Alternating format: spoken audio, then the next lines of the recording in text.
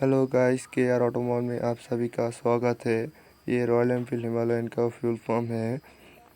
मैं इसको क्लीन करने वाला हूँ अभी। एयर और पेट्रोल की हेल्प से मैं कैसे क्लीन करता हूँ आप देखिए। मैं इसे जल्दी से खोल लेता हूँ।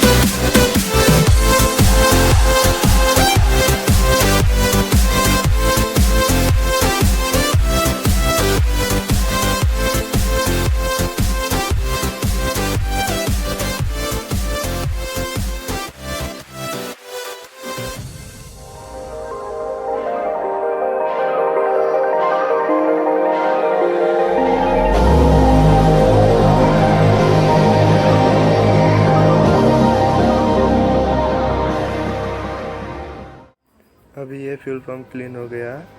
मैं इसे जल्दी से फिटिंग कर लेता हूँ।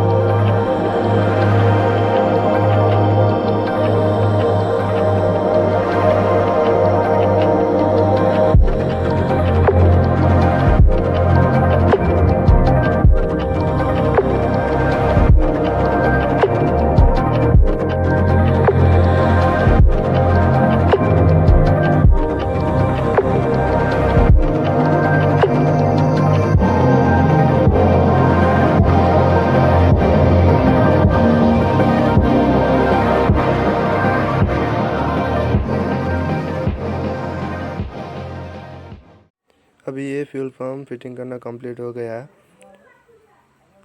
वीडियो को अच्छा लगा तो लाइक एंड सब्सक्राइब कर दो और आप लोगों को नेक्स्ट पार्ट में मिलेगा इंजेक्टर क्लीन हिमालयन का।